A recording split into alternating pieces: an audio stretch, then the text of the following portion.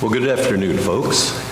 Good to have you here to celebrate, to share in the celebration of Joe Williams' life, a life well lived.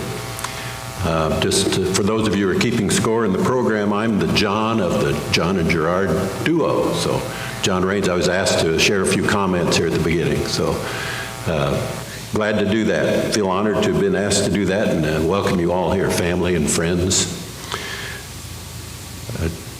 Joe was considerably older than I, so I didn't know him as he was growing up, but I was glad to have him when he came back in the community, and I knew of him and, of course, the family. And I'd see Joe working around the house there and meet him and I'd go up to the post office to get the mail. He'd be in his work clothes, you know, he'd been landscaping or working around the house. And the community was always glad. We had fun watching we call it the carriage house. I don't know if that's, take shape, you know, and grow into what it is now, a beautiful addition to our community and to that particular house. So this spring, people were asking, well, when is Joe coming back? And well, maybe it's too cold yet here in Iowa for Joe. I don't know. Give him a little time, he'll be back. And then all of a sudden we heard the word, you know, that he'd taken ill, and then just a couple weeks later, I think, after we heard about it, that he had passed away. And we were so very sorry to hear that. Must have been maybe in the fall of 2019, I'm not sure, along during the winter there sometime. I asked Joe if he'd be interested in doing a duet with me. I knew he sang, but after I've learned much later that he was in quite a famous quartet with a bunch of good vocalists and everything, and then reading this, I found out he even took voice lessons. Well, I did not, Gerard. I've had some as we've been practicing. So I asked him if he would be interested in singing a duet, and gave him a copy of the music. He said he'd take it home and take a look at it and see. And then time went on. He probably went back to California, you know, to warmer climates, and came back, and he hadn't had a chance, or he wasn't ready to do it yet anyway. And then the COVID came, and we didn't have church for quite a while. And then all of a sudden, we never did get to do it. Jeannette said, though, when she came back here after he had passed away to start preparing for all this, the music was on the piano. It was the only thing on the piano. Yeah, it was that sheet music. So I think Gerard and I are ready to, Jared and I are ready to sing our duet here this morning. Well, I was going to say, too, there will be time for sharing stories and all. And as I'd thought about this and knew a little bit of the stories I'd heard about Joe, that there was a kind of a theme developing. I don't know if it'll continue on, but it was about pigs. From pig manure in the school to Bay of Pigs. And so maybe there'll be time, maybe those will be elaborated on later or something. So we'll look forward to that, and feel free to be thinking.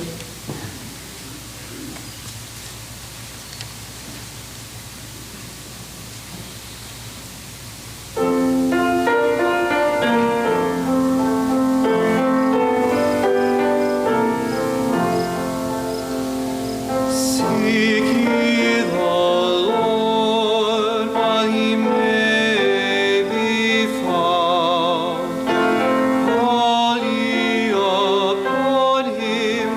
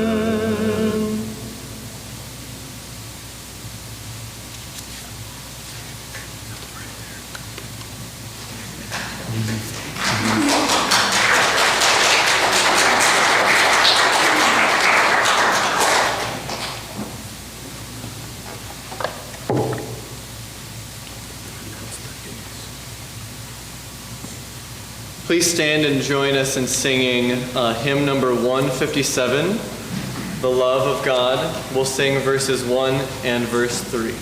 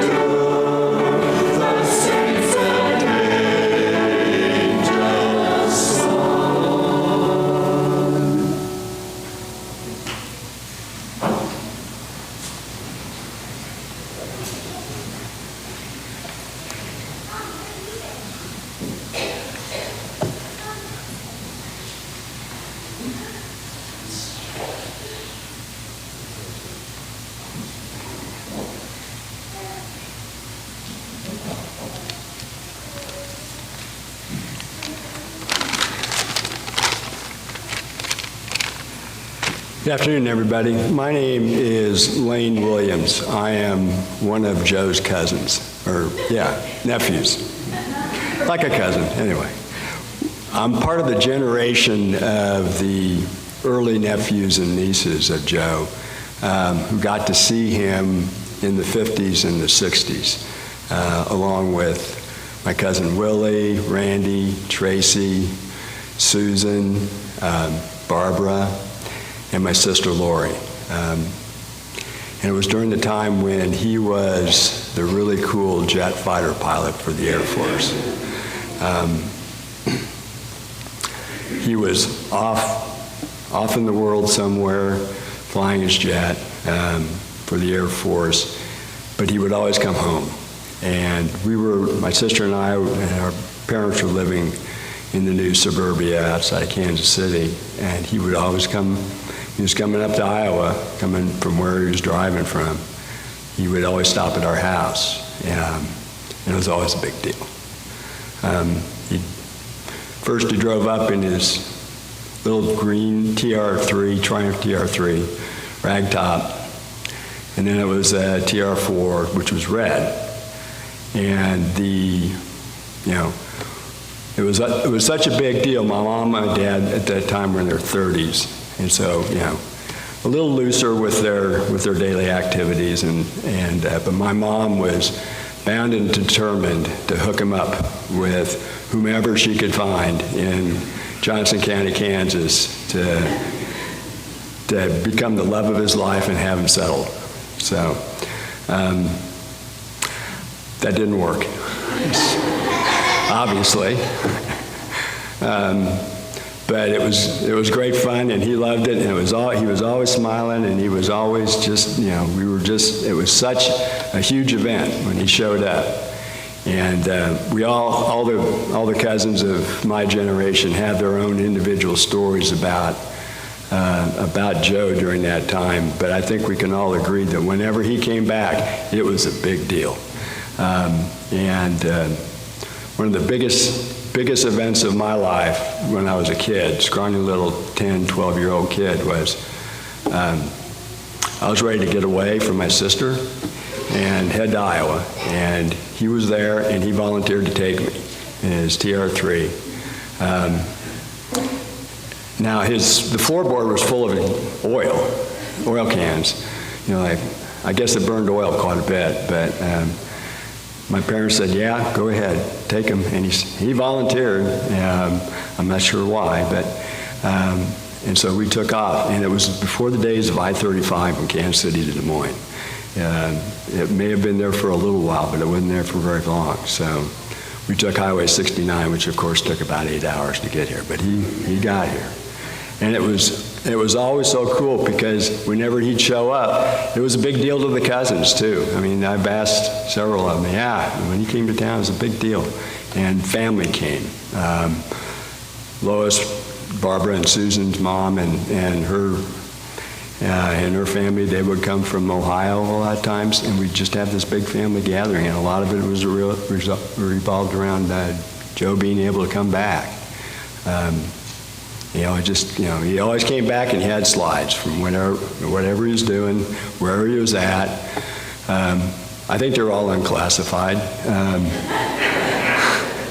I know one for certain. I swear that I saw this slide one time.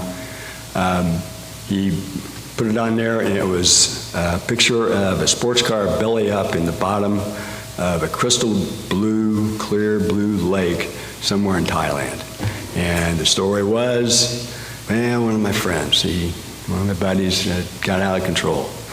I swear that happened, but he just kind of smiled about it, and it was just one of the things, and we moved on. But the thing that struck me about him coming back was that it was very important for him to come back to family. As far, he's all over the world, based in Thailand, based wherever, but he always managed to come back, and it's because that's where his roots are.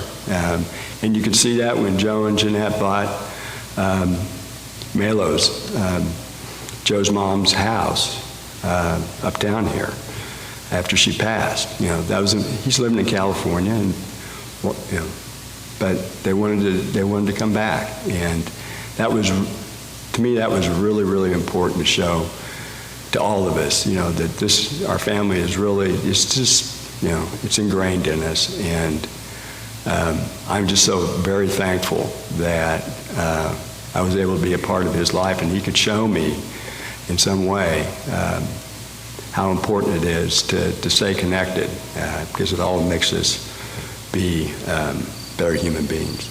Thank you.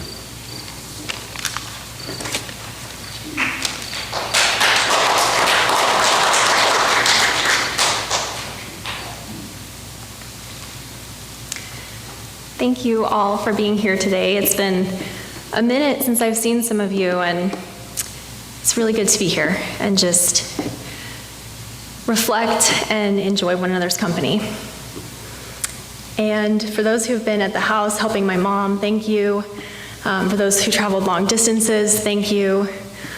It might have seemed as though since I've been here, I've been either working or preparing for today, and I have.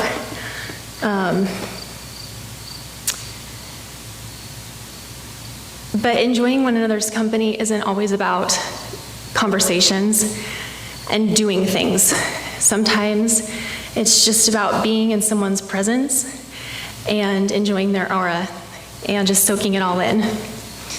And I guarantee you I have been doing that since I've been here very much. My dad taught me that. Might take me longer than Lane to get through this, so bear with me. As I was sitting with my dad in the ICU, I took a call from my coach. and not the athletic kind, more the kind that asks really intrinsically challenging, difficult, reflective questions that are supposed to make you better at your job. And after I shared the circumstances with her, she asked, "What is your favorite memory of your father?" Not with your father, of your father. Which seems like a really simple, straightforward question. I have quite literally a lifetime of memories of my father. But to pick just one, I couldn't do it. At this point, he was already in a coma, and I started to panic. I thought, quick, pull something from the slide deck, pull something from the film of carousels, and think about one thing, one moment that stands out. And I don't know if you've ever tried to hold a piece of ice in your hands as it melts and tried to save every drop. I don't know if you've ever tried to reach out, and even if it's thick and all around you, tried to hold a piece of fog. But suddenly, that's exactly what it felt like when I was asked, "What is your favorite memory of your father?" So I thought about the way he'd count and breathe when he was doing his morning exercises religiously every day at the same time, in the same place, on the same gray threadbare towel that he finally replaced with a ratty green one. I thought about the way he'd methodically use his fork to push his food around his plate and sometimes take hours to eat. I learned that from him too. Of all the things I thought about, he'd stand at the kitchen sink, swish water around his mouth, swallow, clear his throat. I can still hear the exact way he'd clear his throat every time. Turn the water off, empty the cup, set it down with a little clink on the countertop, and then go about his day. I thought about the way he'd close his eyes, kind of tilt his head back, sniff once, open his eyes with that sparkle that we all know he had, and just chuckle to himself about some flippant remark he'd made internally until he realized that someone was watching him and that he'd have to explain himself. I thought about sitting in the rocking chair in our sunroom in California, silently counting the planes going by overhead. Both of us reading or studying, because I must have gotten that from him too. We were always reading or studying something somewhere. The number of times we'd driven from Arizona to California during PA school. And the way we'd sit on our front porch here in Iowa, enjoying a drink, watching the corn wave back and forth as a storm would roll in. Countless hours of conversation with my father without ever having said a word.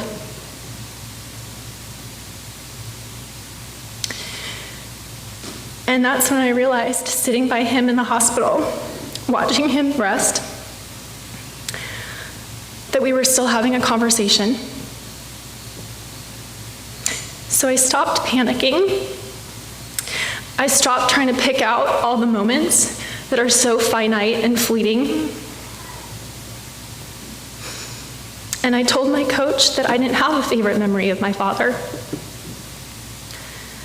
that I just remembered all of him being my dad. If there was ever a man that could live up to the words of Rudyard Kipling, it was my father. If you can keep your head when all about you are losing theirs and blaming it on you. If you can trust yourself when all men doubt you, but make allowances for their doubting too. If you can wait and not be tired of waiting, or being lied about, don't deal in lies, or being hated, don't give way to hating, and yet don't look too good nor talk too wise. If you can dream and not make dreams your master, if you can think and not make thoughts your aim,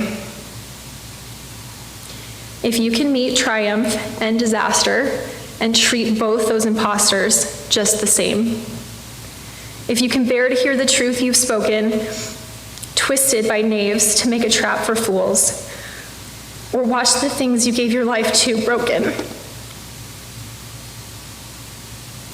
and stoop and build them up with worn-out tools. If you can make one heap of all your winnings and risk it on one turn of pitch and toss and lose, and start again at your beginnings and never breathe a word about your loss. If you can force your heart and nerve and sinew to serve your turn long after they are gone, and so hold on when there is nothing in you except the will which says to them, hold on. If you can talk with crowds and keep your virtue, or walk with kings, nor lose the common touch, if neither foes nor loving friends can hurt you, if all men count with you, but none too much, if you can fill the unforgiving minute with 60 seconds worth of distance run, yours is the earth and all that's in it, and which is more, you'll be a man, my son. Thank you.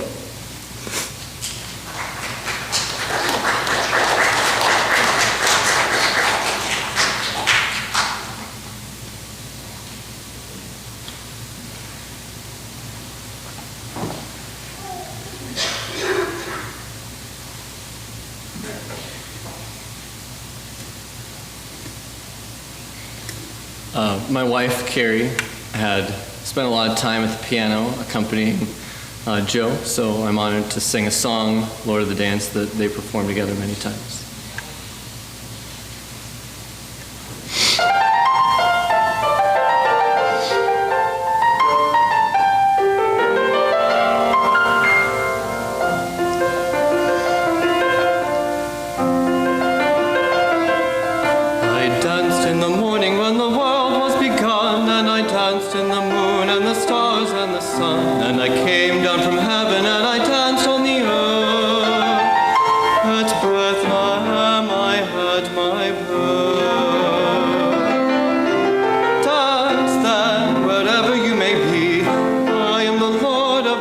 Said he, and I'll lead you all, wherever you may be, and I'll lead you all in the dance, said he.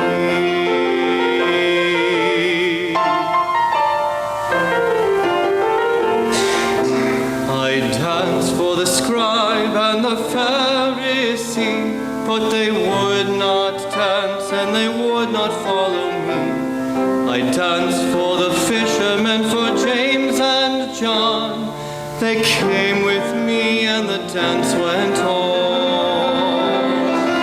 Dance then, wherever you may be. I am the Lord of the dance, said he, and I'll lead you all, wherever you may be, and I'll lead you all in the dance, said he.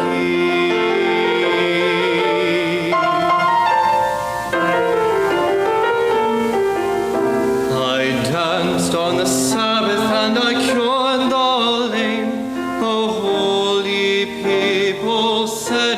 a shame. They whipped and they stripped and they hung me high and left me there on a cross to die. Dance then, wherever you may be.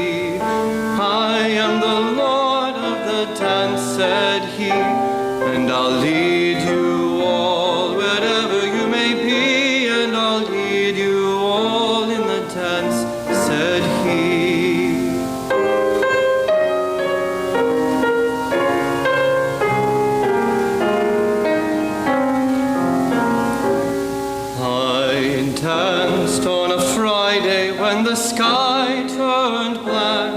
It's hard to dance with the devil on your back. They buried my body and they thought I'd gone. But I am the dance and I still go.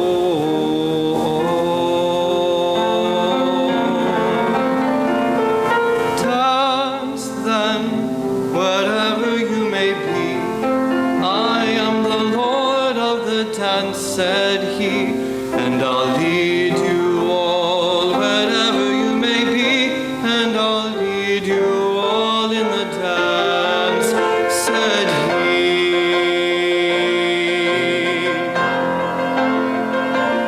They cut me down and I leap up high.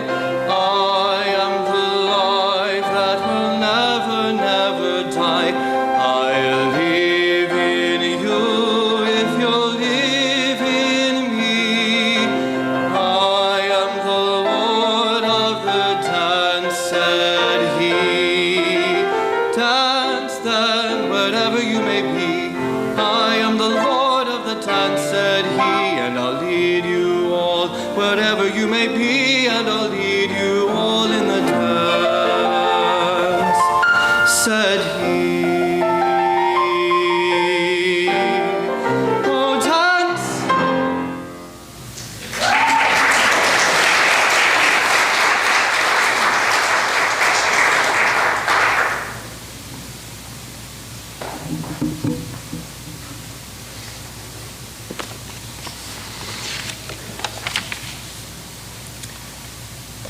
We're now going to enter in a time of open worship, open sharing.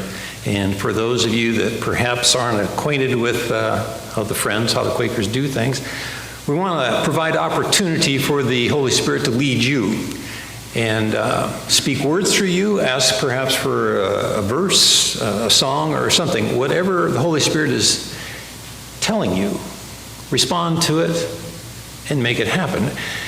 And it also is a part of edifying the family, building them up, sharing some stories. I think that's one thing that I wanted to tell the grandkids that had a chance to talk with Carrie a while back. And she said, I knew my dad was my hero. I just didn't know he was a hero to so many other people. And so you're going to find out different stories from people. And a lot of them might come from people that were young when he was young, because Grandpa was young. He was active. He did mischievous things. He did athletic things. He did performing things. He was quite a guy. So listen up as different people speak, because they're going to tell you stories that maybe you've heard, maybe you haven't. Okay? So Denny, if you could bring me the mic, we've got our first participant.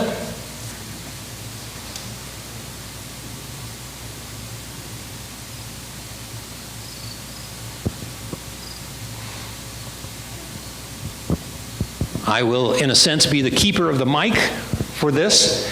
And so you may speak from the front if you wish. It'd be nice if you would maybe share your relationship with the family. And I guess I haven't done that yet. In that, I had the privilege of being married into the family. Mom marrying Paul, Joe's brother. So I'm going to take this around. And you, like I said, you may stand where you're at. You may come up front. And at some point, I'm going to ask if all hearts are clear. And what I mean by that is if the Spirit is still speaking to you and you have not really formulated the words or come to a grip of what the Spirit is really saying, just say, not yet. And I'll wait, because I've done it before and I'm going to do it again. Because we don't want to pressure anybody, but we want the Spirit to move. And want you to feel free to allow God's Spirit to speak through you, to family, to friends, okay? So, are all hearts clear? Keep going if you want, and otherwise we move on. All right, young lady, Camden.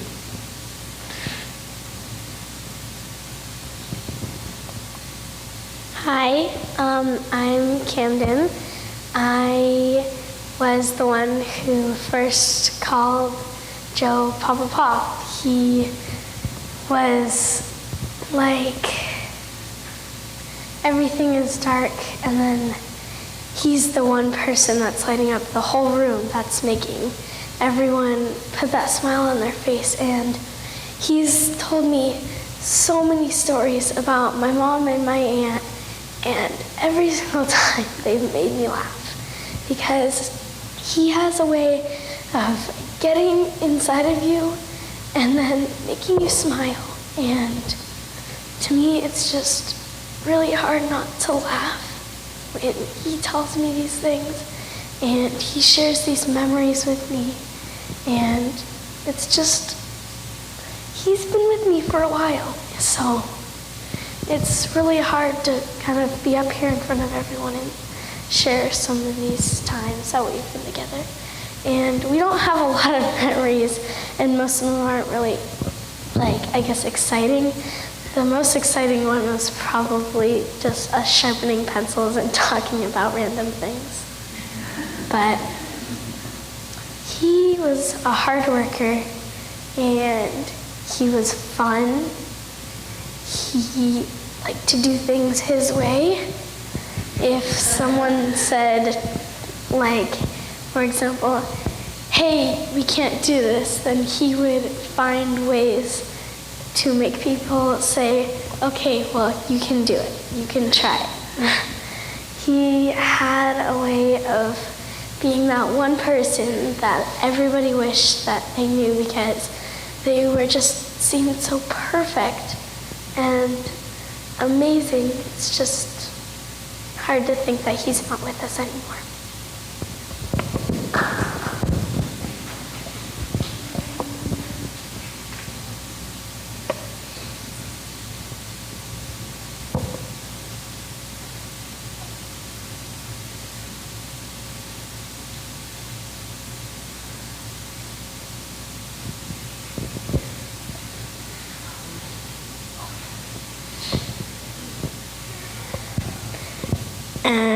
What Camden said.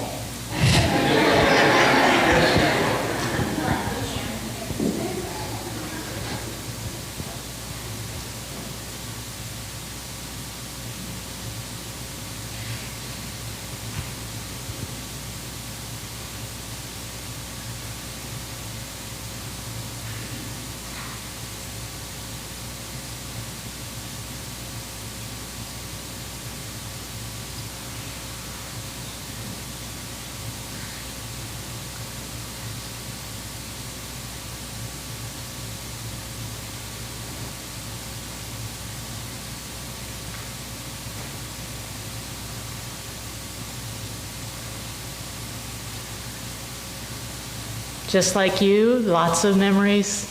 Your grandpa was an awesome man. And I got to tell you that his awesomeness was about all the things he did, but it was also about the simple things. I was gardening this spring, and I always have a terrible time with carrots, getting carrots to grow. And while I was out there taking care of the garden this spring, I heard Joe saying, sometimes you got to get down there with tweezers to get those weeds out so that your carrots have room to grow. And, you know, that sounds like something pretty puny, but it's significant. He was very meticulous, and I had to laugh when I had that thought. So I wanted to share that with you.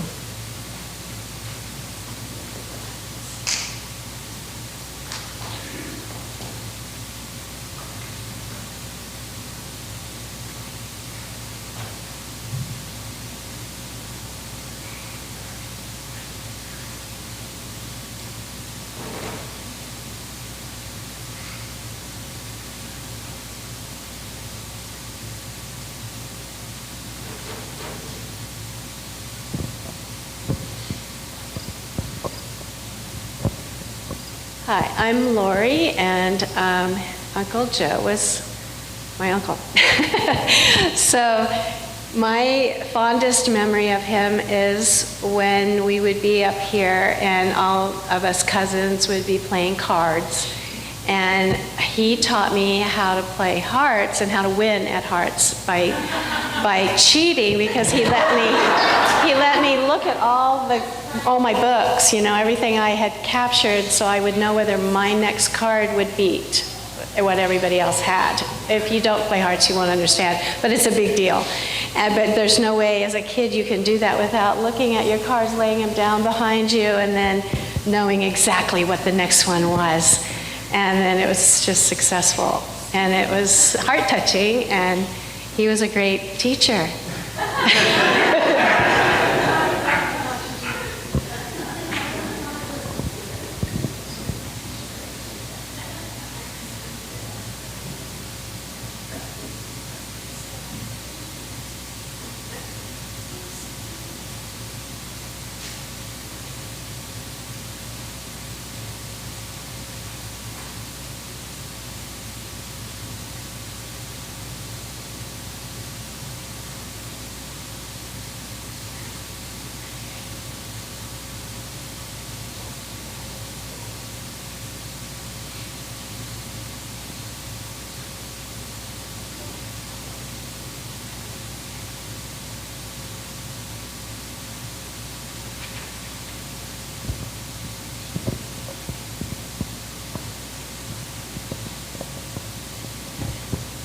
I'm Laurie, I'm Jeanette's sister.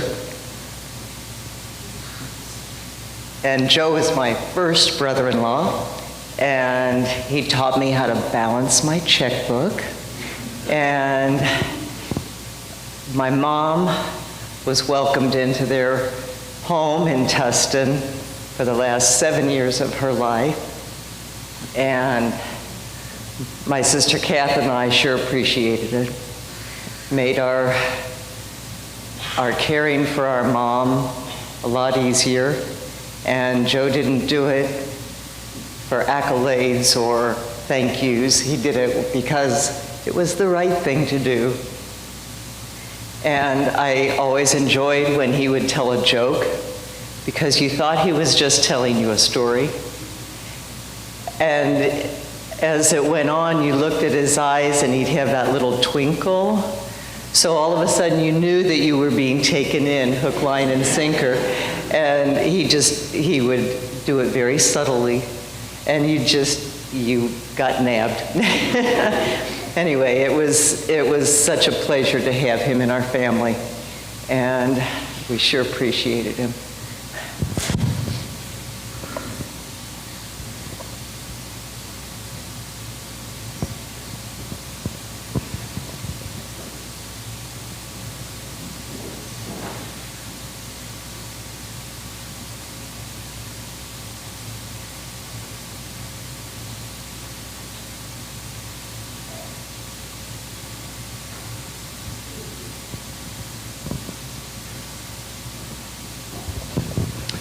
I'm Randy, and like Lane earlier mentioned, it really was an event when Joe came home. Everybody gathered. He always had slides to present. My dad and all of his brothers would gather around and made homemade ice cream, and they cranked it. And everybody gathered around the ice cream bucket, and that's where the stories would be told. The one I remember most, I was just sharing with Lane this morning, Joe was showing a lot of his slides from his travels, and he really was the coolest guy. But yet, he was so humble and quick to sometimes even make fun of himself. And he and his buddies were on a free weekend, and they were touring the Red Wall of China. And they had a tour guide. And Joe was telling the story, and he said, I decided, I needed to ask some questions, and so I asked him, why do they call it the Red Wall of China? And the guide said, you seesaw, it's red. So he was just really quick to poke fun at himself, and I just knew that he was just such a great role model.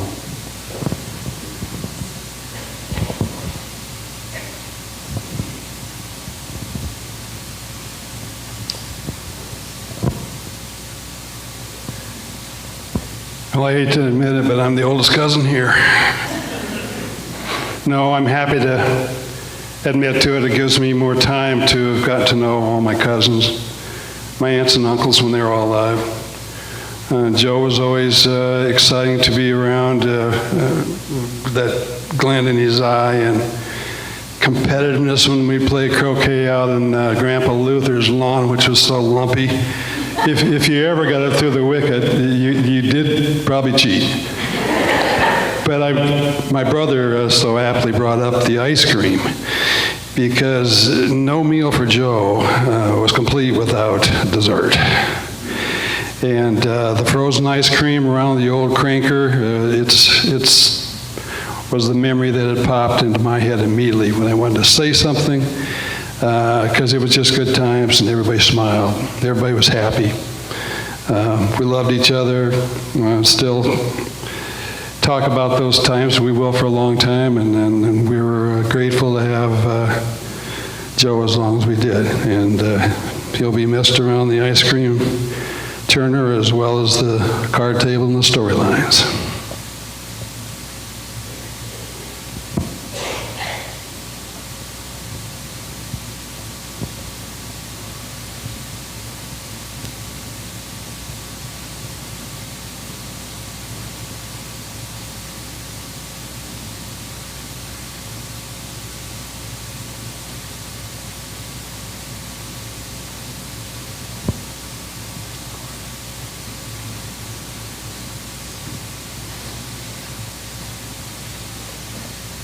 Thought sure somebody would elaborate a little bit more on this pig manure.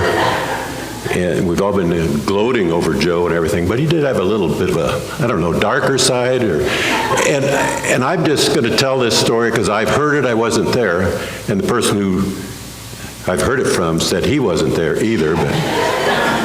And Joe isn't here to defend himself, so. But you know the story. Yeah, it was these guys, I'm not named names other than Joe's parent, well, said to be in on it. There was a team, it was team process. Was it a quartet? Yeah.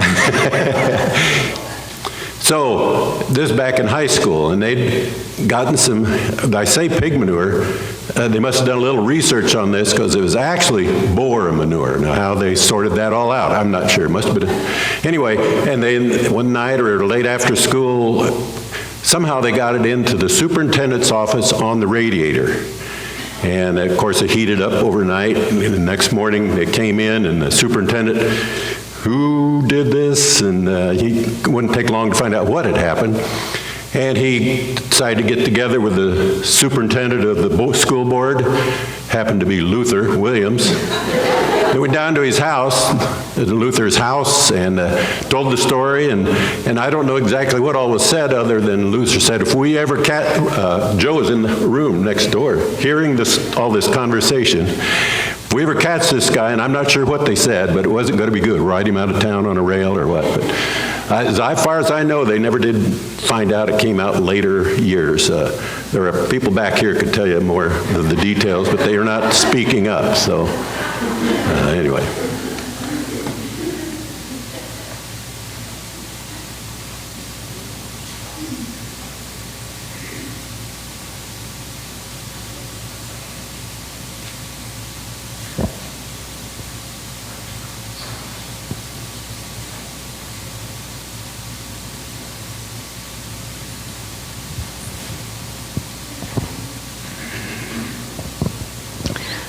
I'm Julie Burkett, and my father, Fred, was a friend of Joe, and that's not quite the way I heard that story, John.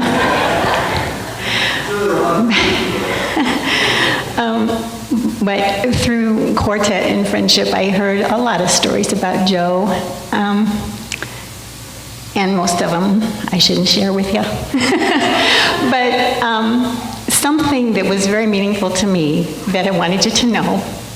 When my father passed away, it'd be about 3 years ago, my mom received the most beautiful, eloquent, uplifting card and note from Joe. It was just precious. And I just think of him as such a fine, fine man.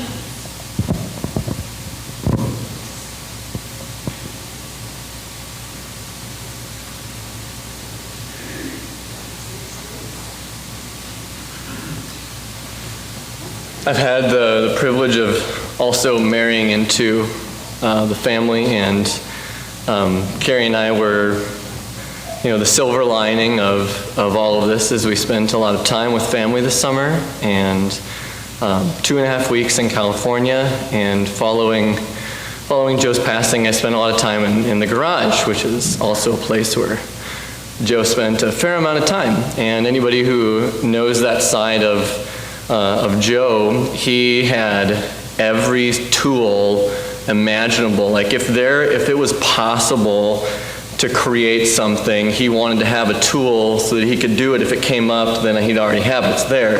And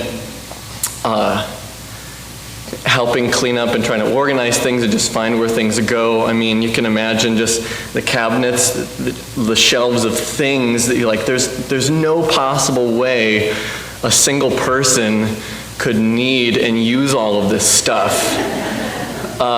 Nail guns that specialize 5 different finish nailing staplers of different sizes, just so if they had that situation, I got the thing I need.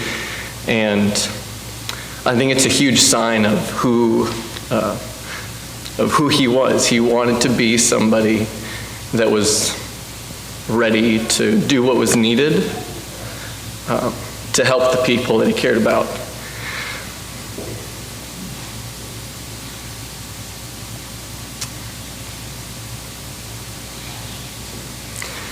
And the other part that I appreciate so many people have already shared about is that his commitment to family and community.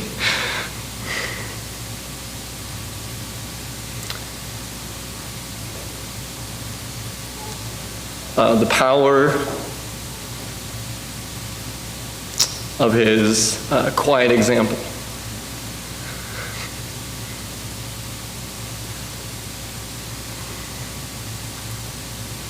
It amazed me too that when I met Carrie, he was taking trombone lessons. How old he must have been? Yeah, so I was just like, why are you taking trombone lessons? What are you gonna do with this? But he always wanted to keep growing and learning, and just like his garage was filled with everything you can imagine you might need in any situation, his office was filled with every book and thing. He was a consummate professional, and he wanted to know everything possible so that he could be the best for the people he cared about. So anyway, thank you.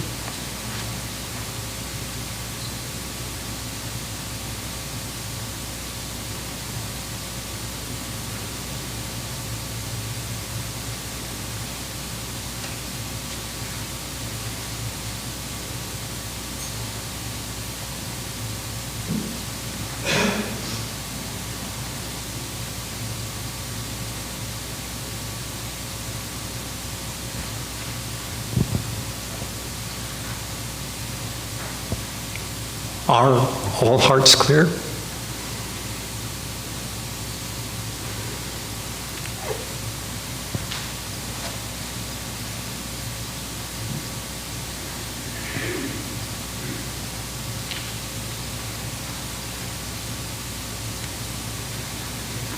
I'm Nathan Board. I'm a friend of Carrie's and Gerard's. And I just felt like the Lord put this on my heart from Ecclesiastes 7. Is a good name is better than fine perfume, and the day of death better than the day of birth. It is better to go to a house of mourning than to go to a house of feasting. And the thought that last time I went to a party, I didn't really examine my life very much. But hearing stories of Joe and remembering the times that I would interact with him at their house in Tustin, and seeing the example of strength and the patience and steadiness, and him being a man of faith and from what I can surmise, having a relationship with God through His Son, Jesus Christ, and His participation in church and family and faith is encouraging today to think about my life and what I'm taking away from hearing all of your stories and then the example of family and getting to be a part of that. I'm grateful for what Joe left behind and the example that continues to impact me even just right now as we're all together.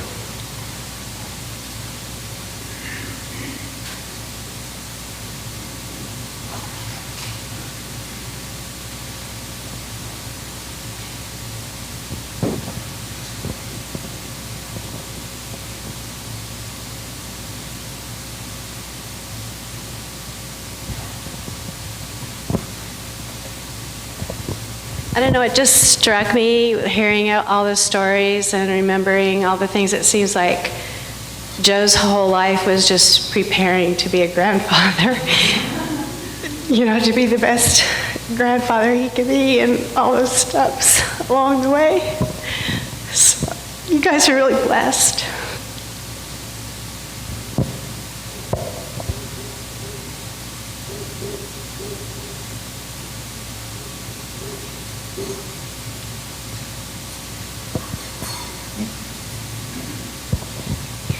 I'd just like to say a few more things for a little bit. He clearly has taught most of us to cheat. And he was so hardworking. The first thing he taught me was always be the banker in Monopoly, because then whenever someone's not looking, you can sneak a $100 bill. And it always made me laugh, and I tried a lot to do it, but every single time someone would see it. And when we were playing, I would he would always insist on being banker. And I was like, okay, then fine, you can be banker. And he hadn't told me this yet, so I remember we played Monopoly, and I saw he was like, well, I only have $200 left. Don't you have something to do? I was like, I don't think so. And he was like, can you get me a glass of water? I was like, sure. I went and I came back, and there was 5 more 200s in this thing. So he had almost $1,000. It was so funny. I was like, where did you get all that money? And he was like, well, I rolled for you. You landed on my properties. And I looked down, I was in the exact same place, and I was like, how did I get in the exact same place? And he said, well, you went all the way around the board. It's crazy how fast they can go, isn't it?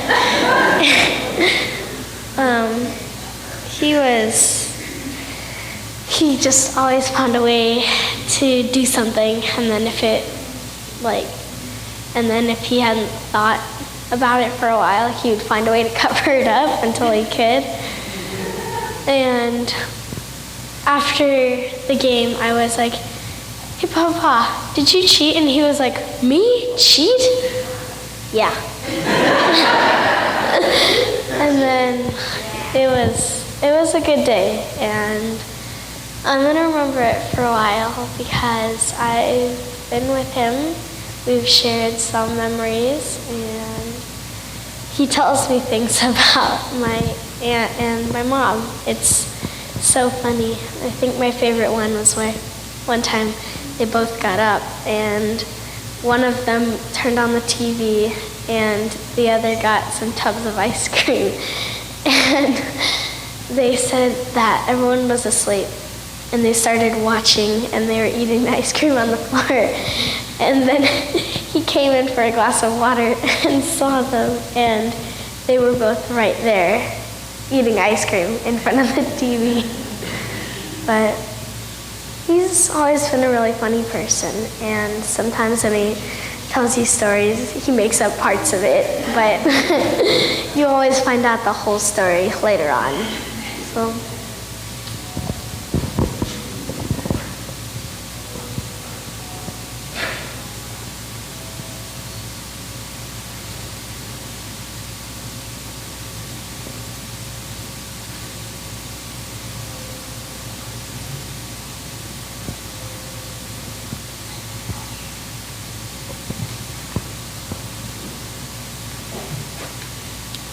we doing all hearts clear? Very well, thank you all. Oh, lady, you got one?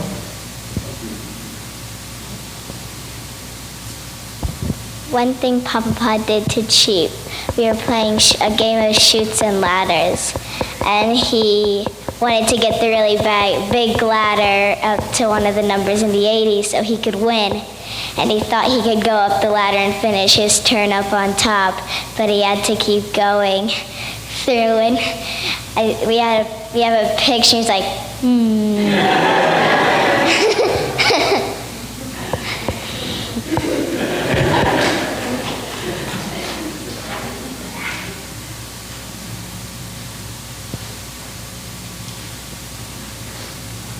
I think I need to share after we were pretty convinced that he was a Christian. And we hear all about this cheating now and everything. The good thing is he did admit it, usually, so we'll give him credit for that. I did want to say that the song that Gerard and I sang was from Isaiah 55, this chapter 55, Isaiah, verses 6 and 7. Seek ye the Lord while he may be found, for he will have mercy and pardon. It follows on verse 8 and 9, if I can come up with this. For my thoughts are not your thoughts, and my ways are not your thoughts. As the heavens are above the earth, so my thoughts are above your thoughts, and my ways above your ways. So, seek ye the Lord while he may be found. That was pretty quick, It was a good thing he was a Christian before you lose conscience and everything, Or we all have plans for tomorrow. But God's ways are higher than our ways, his plans. It's just a reminder, that seek ye the Lord while he may be found, no matter where we are. Mercy means not getting what you do deserve. We all deserve punishment and all, but because of him, we do not get that. So that's his mercy for us, and he will pardon us. So I wanted to keep that in mind. That was the thought behind what I wanted to share with that song, Seek ye the Lord while he may be found, while you still can find him. So he is there. So we'll forgive him for his, being a grandfather, having fun with the grandkids. Yeah.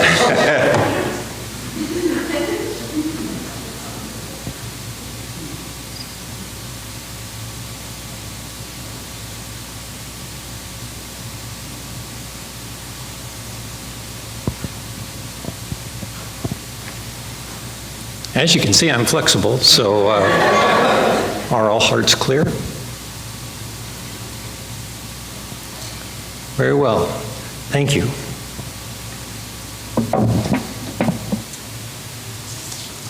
I said this to family and probably get a lot of concurring from you all, that Joe would always be here because he was ageless in a sense. I'm trying to think when he looked old, because he always looked so distinguished. I mean, you look at some of those pictures out there, and Clint Eastwood has nothing on Joe. He looked great. Joseph has a variety of meanings, and depending on what name book you look up, you'll find different things. But the ones that I saw said that he adds wisdom and he adds understanding. And I thought, that's very appropriate. Carrie shared some pictures with me of sayings about Joseph, because some of Joe's last days were spent at St. Joseph's Hospital. And within that structure, there are lots of different things. And how they spoke to you folks, I thought that was magnificent, to give you reminders of who Joe was and where he came from and what he was going. It was remarkable. So your name does mean something. And his meant adding to. Whether that's adding to family or adding to understanding, adding to love, adding to help. Joe was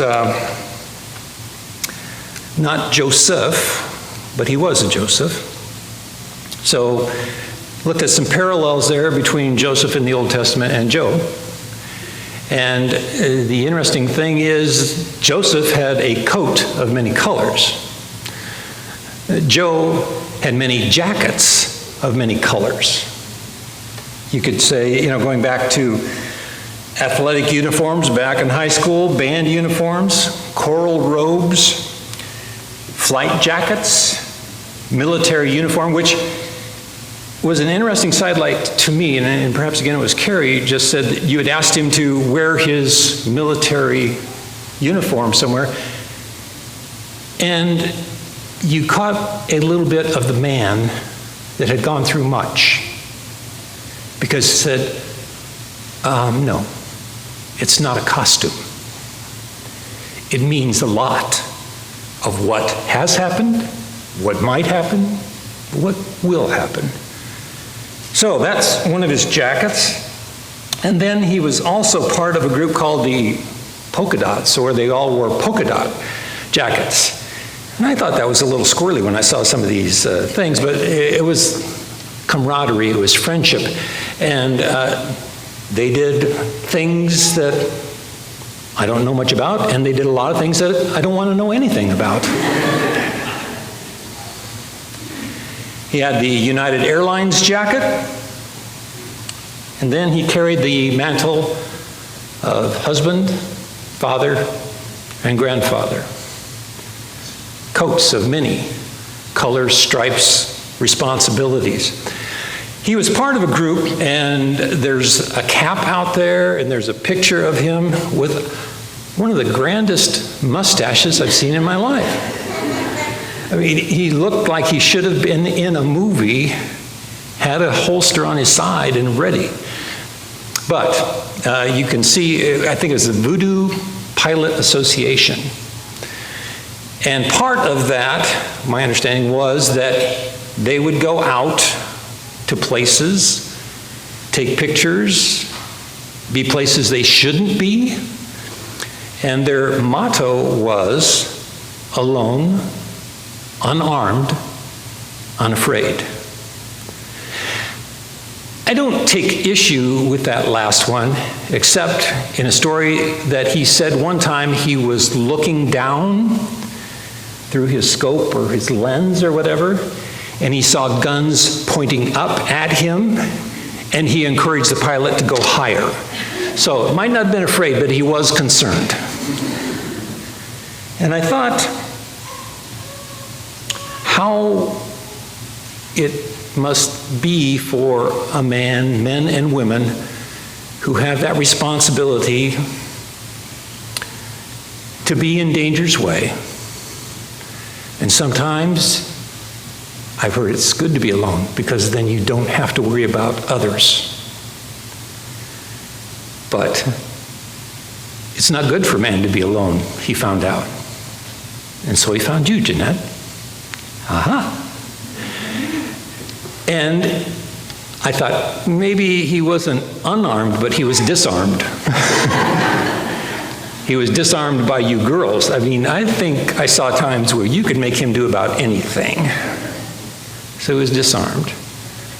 Unafraid, he always exuded confidence from my standpoint. But he knew he needed people.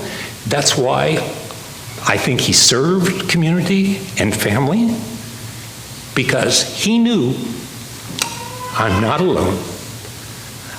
I may be unarmed, but I'm not alone. I'm not afraid because of community, because of relationships, because of family. So I think that's one of the things that I want to have you all think about, how important relationships are. And make sure those relationships are up to date. Because when you hear about relationships that are up to date, there's beauty, there's love, there's laughter. It's good stuff. Thinking of the fellowship stuff, I didn't get in on the early days of the ice cream. I got in on the later days of the ice cream. Grandpa Joe was a hero to Paul in many ways, and Paul was a hero to Joe in many ways. But Paul was just wishing that he could be the marksman that Joe was. He just, of course, he wished he had those cars too, but he wished he could do that.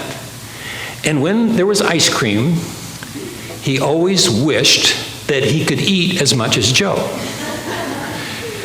And you couldn't, because, we'd be getting down toward the end, give some more to Joe, give some more to Joe, some more to... And I watched it happen, so I knew that it was possible. But what I'd like to know is, how does a man eat that much and not gain a pound? That's what I'd like to know. His metabolism was such. It's what? So friends, as we go through life, I want us to listen to the words, and they're probably a little more special to pilots, people that have flown in the air, than for the rest of us, but it is all the same meaning, it is all the same protection, it is all the same love of God to us. I'm going to close this with Psalm 91.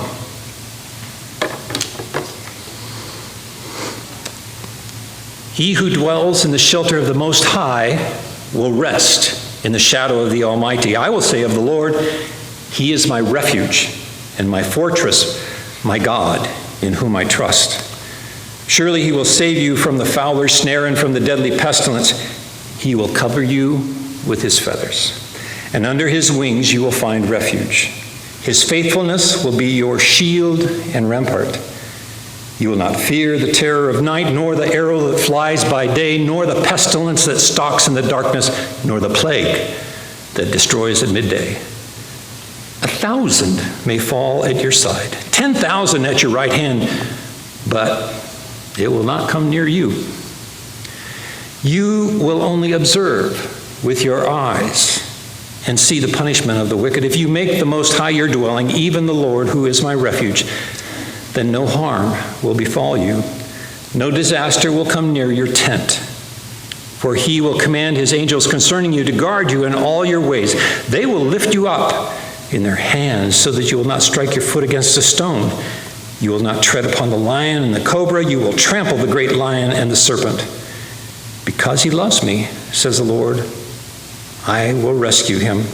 I will protect him, for he acknowledges my name. He will call upon me, and I will answer him. I will be with him in trouble.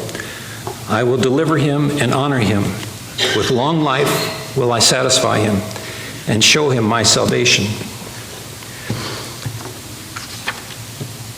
Your program bulletin has a wonderful verse at the front.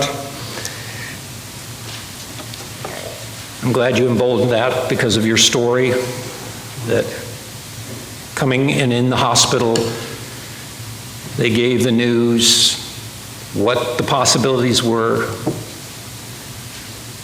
Joe, Dad, what do you want to do? We're going to fight. So, I don't know what your fight is. I know some of mine, but trust in the Lord. He is there to protect us. He will lift us up, and He will be there no matter what our fight is. So blessings upon you as you look to one another.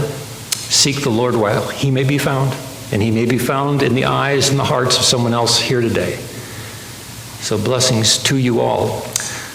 What's going to happen now is that we're going to have you stand and sing the last hymns.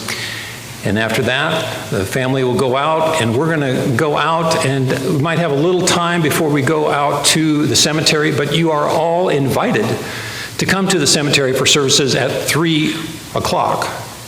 So, I leave that up to you. But there are refreshments in the fellowship hall. You're welcome to go right to that, to other air conditioning, to other comfort, to other stories, to other, maybe not always true stories, just stories.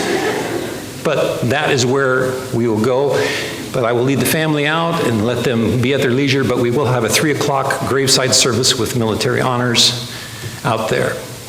So, if the quartet would come and lead us, and then if you would stand, please.